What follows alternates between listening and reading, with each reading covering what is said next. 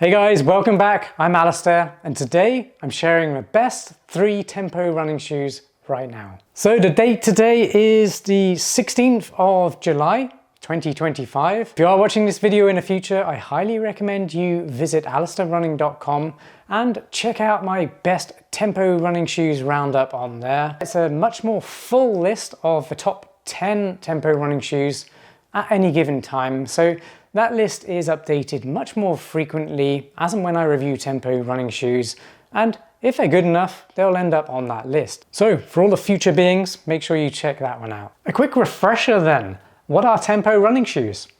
Well, they're those fast and light training shoes to allow you to do fast training sessions. Think tempo runs, fartlek sessions, interval training, all those kinds of runs. You want a fast, lightweight running shoe that has a fairly low stack height, so you are actually putting work in rather than relying too much on bouncy foam.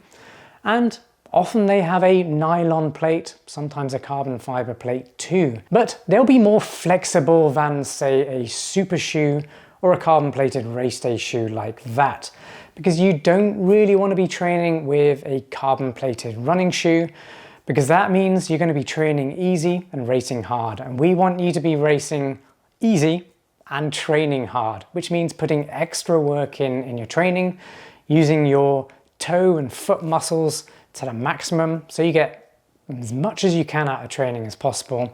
And then you slip on your carbon plated race day shoes come race day. A lot of people also like these tempo running shoes for daily training because they just want a more responsive shoe that's not quite as bouncy or soft underfoot, because they don't really need that cushioning or support underfoot, and maybe they prefer to feel more connected to the ground and use more of their own muscles rather than relying on foam. And if you have a high cadence running style, then you don't need as much cushioning underfoot anyway. So tempo running shoes like this can also be really good for daily training as well. And I'm one of those people. I do like that kind of shoe for my daily training because I like to run light-footed with a high cadence. So a nice responsive connected to the ground shoe like a tempo running shoe is highly versatile for a lot of people.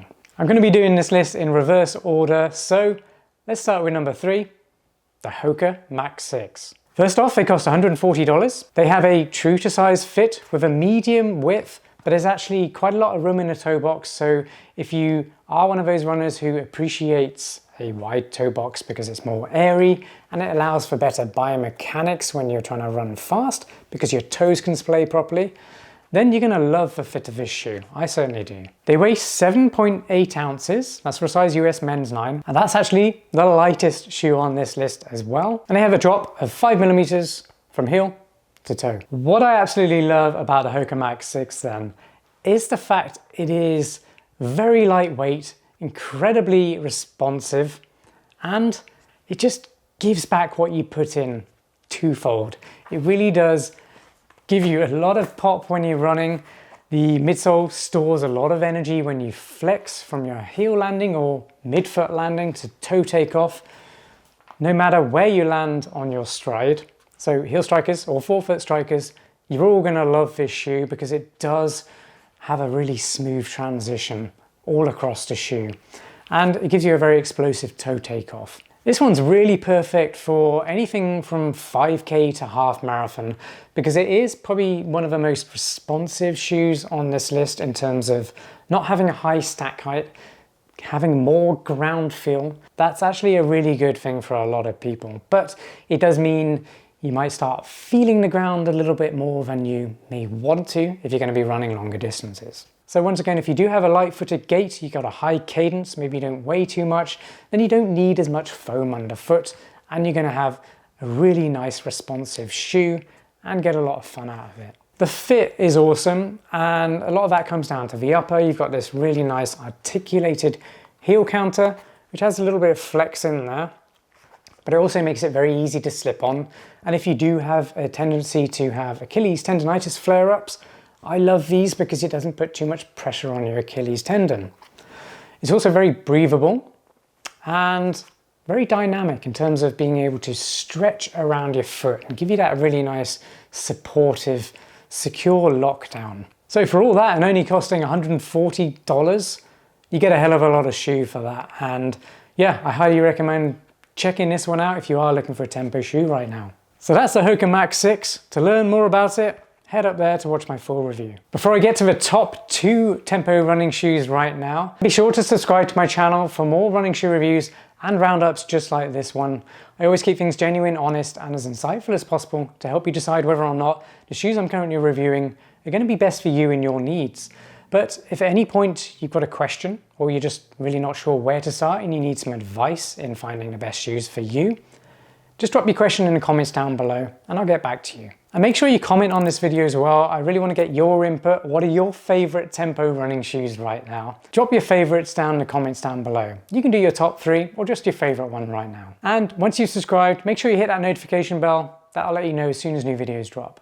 In at number 2 then, we have a Nike Zoom Fly 6. Kicking off with the key specifications, they cost $170 and they fit true to size in length and they have a medium width for the most part, but the midfoot area is quite snug. So if you have wide feet, these ones may not be for you and you might want to look at my number 3 recommendation or number 1, which is coming up. They weigh 8.5 ounces, which actually make it the second lightest shoe on this list. And they have an 8mm drop from heel to toe. What this one does really well is the fact it does have a lot of cushioning. If you are someone who really appreciates all that extra shock absorption and protection and cushioning underfoot, then you're going to want a tempo running shoe that does have a higher stack with a nice soft bouncy foam. The Nike Zoom Fly 6 provides that, and it actually does feel quite stable as well, so you're not losing stability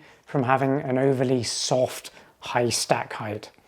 So it does protect the gait fairly well, and in fact there is a fly plate in here as well to give you extra propulsion. So if you look, I'm going to flex this and release it, look what happens.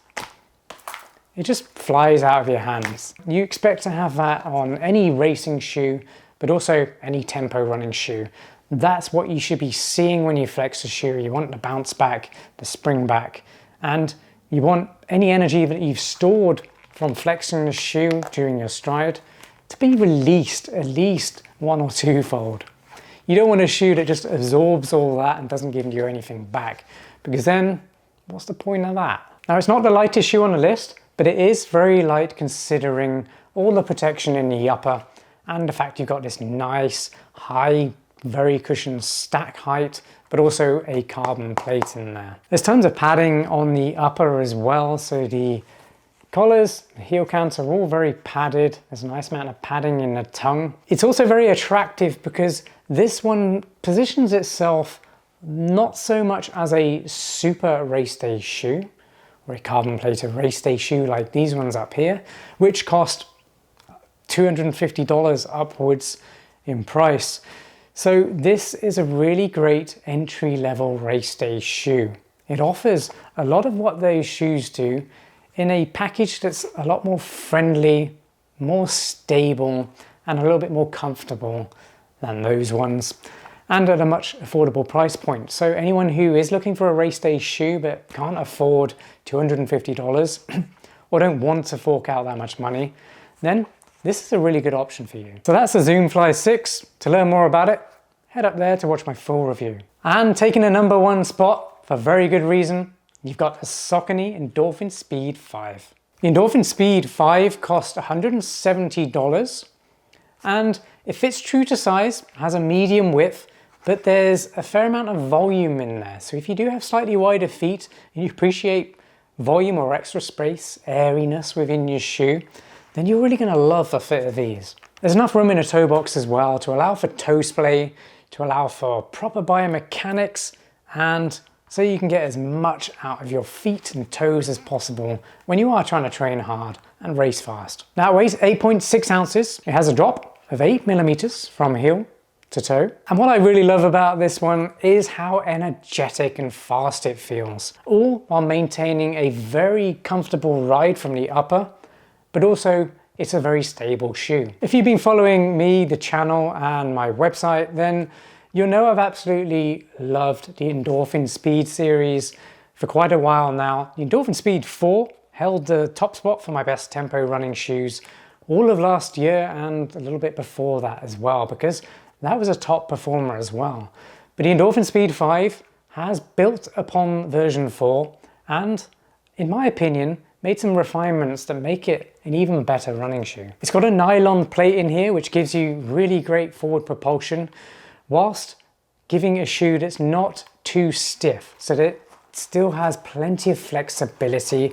That's really good for training because that allows your feet to move naturally and work harder, but the plate does give you a lot of energy return back from the work that you put in. So it's the best of both worlds really. And you would train on something like this, and then maybe if you're a fan of Saucony, then you would switch to the Endorphin Elite 2, which is certainly a much stiffer shoe, but it's got incredible bounce, and this is incredibly fast. It's actually my #1 pick for best super shoe right now for marathon racing. If you want to learn more about the Endorphin Elite 2, which is one hell of a shoe with a ride like absolutely no other right now, then you have to watch my video review. I think you're going to enjoy it. And then finally, the upper is incredibly breathable. The fit is fantastic. Lacing system is traditional, but I love it. I love it because it just works. It allows you to get a nice secure fit very quickly. And the shoe overall has a very good heel lock as well. So there's no energy lost when you're running fast. And I love the articulated heel counter. Tons of flex in there. Very similar to the Mach 6, but it is more flexible. And to me, it feels more comfortable. Makes it easy to slip on. Doesn't put any pressure on your Achilles, but locks your foot in fantastically. So that's my favorite tempo running shoe right now. To learn more about the Saucony Endorphin Speed 5, follow that link up there. That'll take you to my full in-depth review. Well, I really hope you enjoyed this best tempo shoes roundup. It was just my top 3 right now. So once again, if you are watching this video in the future and you want a more broad list of my top 10 at any given time, follow that link up there. That'll point you to my best tempo running shoes roundup on alistairrunning.com, which is always kept up to date. And if you enjoyed this roundup, remember, please give the video a like. Make sure you comment with your best or your favorite tempo running shoe right now, and subscribe to the channel for more running shoe reviews and roundups just like this one. And don't forget to hit that notification bell. That way you'll get notified as soon as new videos drop. Thanks again for watching, and I'll see you next time. Peace.